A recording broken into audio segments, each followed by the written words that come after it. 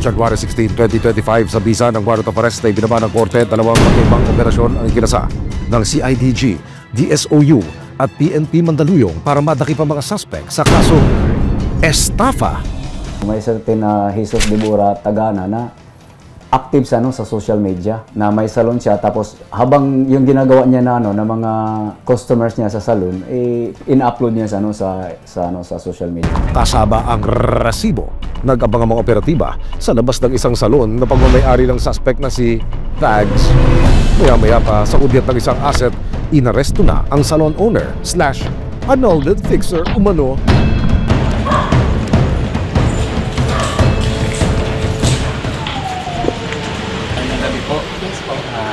Kami po yung mga tauhan ng PNP CIDG.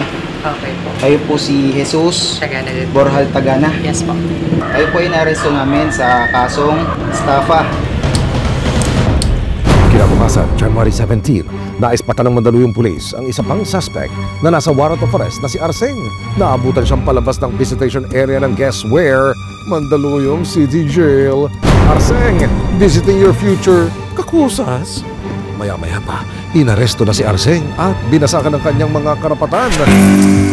Nakapanayam ng resibo si Arseng. Dati na pala siyang nakulong para sa kasong estafa na isilang pa ng ibang complainant noong nakaraang taon. Nakalabas po, November 6. Tapos ito lang po ulit, January 17. Reklamo ng kanyang mga naging kliyente. Tinakbo raw niya ang daan-daan libong pisong kanyang siningil para maiproseso ang kanilang annulment. Hindi po ako tumakbo, ma'am. Kasi nagbabalik nga po ako ng pera sa mga client eh. Kinakausap ko po sila. Hindi ko na lang po sila nakausap nung nakulong na duwa po. Kwento ni Arseng, 3 taon siyang nakipagsapalaran bilang overseas Filipino worker sa Taiwan bilang isang babysitter. Pero nang matapos ang kanyang kontrata at umuwi siya ng Pilipinas, naghanap siya ng mapapagkakitaan sa isang networking company na kanyang pinasukan noong 2017. Nag-cruise ang landas nila ni Thags. Actually po, isa pa akong agent eh.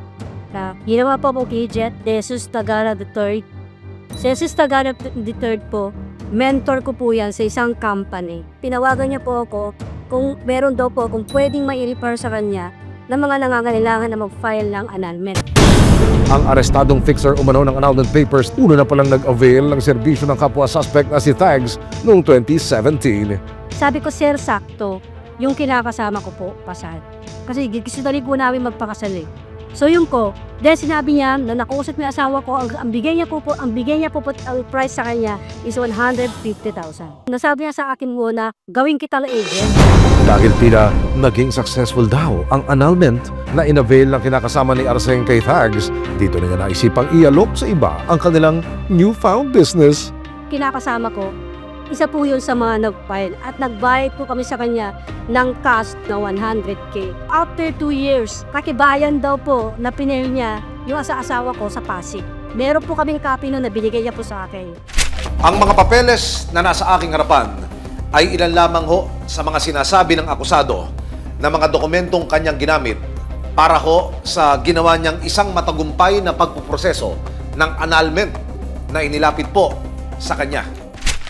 Hindi man nakumpirma ni Arseng at dati niyang kinakasama kung matagumpay ang annulment, na inganyo pa rin daw siyang maghanap ng mga kliyenteng nais magpa-annul at kalaunay umabot ito sa mahigit 50 customers, karamihan sa kanila mga OFW. Hanggang sa dami na po yung mga client ko, mga nagtiwala, na hindi ko po akalain na marami ko magtitiwala sa akin. Sinungaling ka, Jesus Tagana III, nahamon kita, ilabas mo lahat ang transaction na nagpapasa nga sa akin ng pera. OFW turned successful business owner. Ito naman daw ang naging kwento ng buhay ni Thags. Taong 2020 raw nang bumalik siya ng Pilipinas galing Saudi Arabia. Umuwi ako nagka-pandemic. Nung nag-pandemic, hindi na ako nakabalik. It's because yun nga, nag-close na. Kalaunan, pinasok na raw niya ang pagre-refer at paghahanap sa mga nais makipaghiwalay sa kanilang kinakasama. Since ang business namin is through online transactions, nagkaroon kami ng mga iba't ibang kakilala sa online. So through with that, nagkaroon kami ng mga referrals. Pero gate niya, hindi siya ang nag-udyok kay Arseng na sumali sa annulment business. Ay hindi, kasi nungalingan niya. Hindi ako ang gumagawa, referral din ako. Kaya nakilala ni Arseng yung nakilala ko. Kasi ako yung nag-refer. Teka lang po mga ate, sino po ba talaga ang promotor? Dinulog ng resibo sa Department of Justice ang nabistong pagpifixer ng annulment. Paalala nila sa publiko, Walang kahit sino po, fixer man, private individual or ahensya ang may karapatan o authority na mag-process at mag-aproba ng mga annulment cases.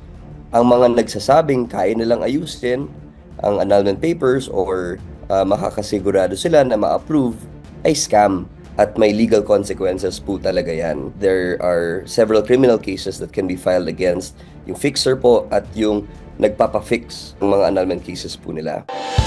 January 21, 2025, dumalaw ang anak ni Arseng sa custodial facility ng Mandaluyong. Kamusta ka naman? Ano, kamusta yung sa yung nabuo na ba? Oo, mabubuo na mamaya.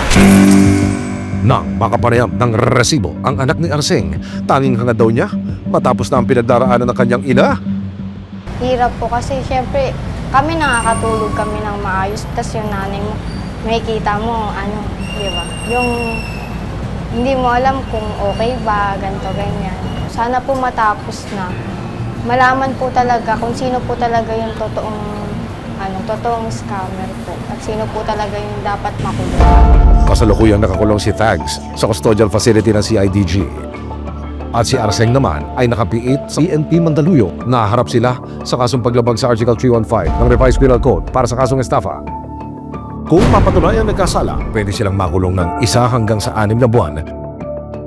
Paalala ng mga otoridad, Graduhin lang po na yung katransak nyo, talaga, yung totoong nagpo-proseso talaga ng annulment. So ang isa dyan is, dumulog talaga kayo doon sa isang lawyer. Lawyer naman talaga yung yung katuwang nyo dyan.